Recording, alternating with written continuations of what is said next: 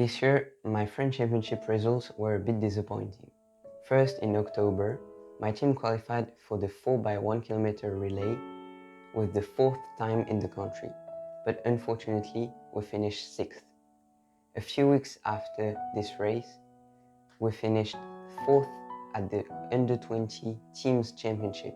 And then, in March, I finished 49th at the cross-country French Championship, even if I was aiming for a top 20. But after running 8:36 3,000 meters, I arrived at the French Championship confident and with big goals. Unfortunately, the race did not go as I expected. With the 8th time in the country, my goal was to finish in the top 5 or even maybe on the podium.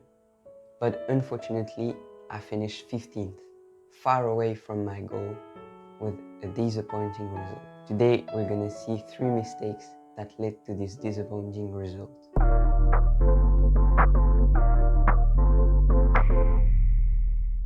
The first mistake didn't happen during the race, but before. I think that I ran too many races. In fact, I wanted to get speed with the 1500 meters, so I raced 3 1500 meters and 2 3000 meters before my French championship.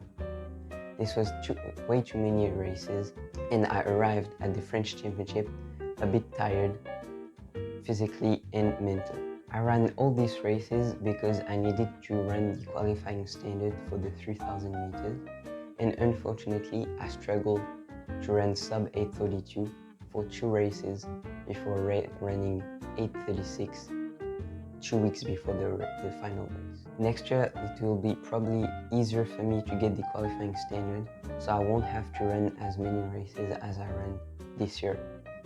So I will focus on training and recovery. My second mistake was my nutrition.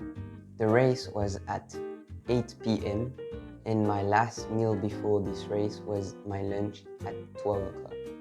I ate pasta and chicken, which was a very good meal for 3000 meters, but unfortunately this meal was too far away from my race and I couldn't get the energy of this meal during the race. With the stress of the competition, I forgot to take a snack around 3 or 4 p.m.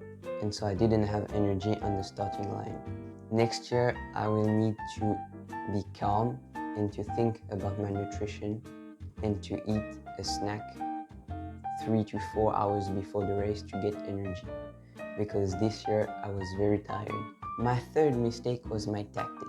I wanted to position myself in the top 3 or 4 to be protected from the wind but not too far away from the head of the race, as I knew it was going to be a tactical race.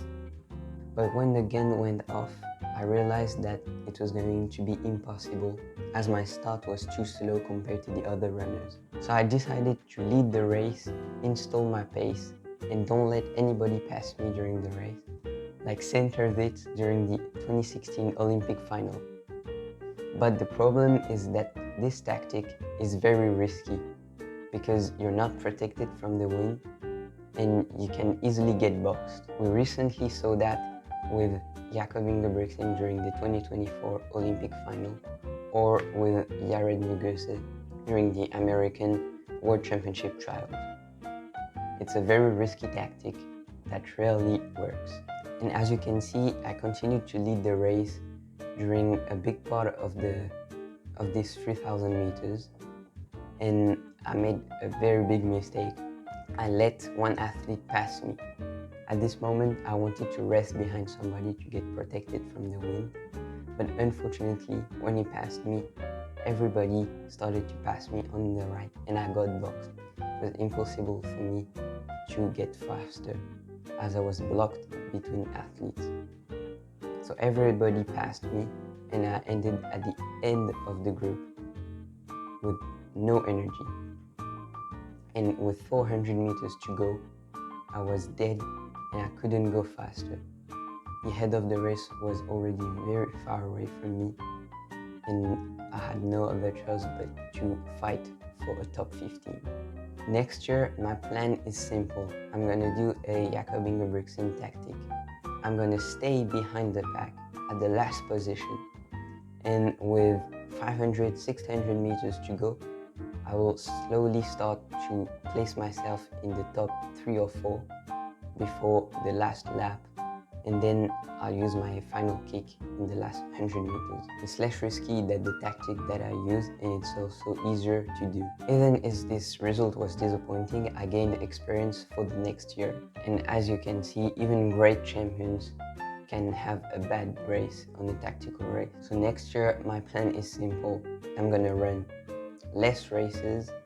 I'm gonna eat 3 to 4 hours before the race, and I'm gonna place myself at the end of the group to be protected from the wind. And I'm sure I'm gonna get a better result than this year. It was my last race of the season, but even if this result was disappointing, I gotta remember that this season was a very good season for me, with tons of records and medals. Next year I will do even better with the experience that I gained. After this race, I trained for 7 days in altitude in Italy, and so in the next video I will show you what my training week looked like. I hope you enjoyed the video, and don't hesitate to subscribe, like and comment, and I'll see you next time.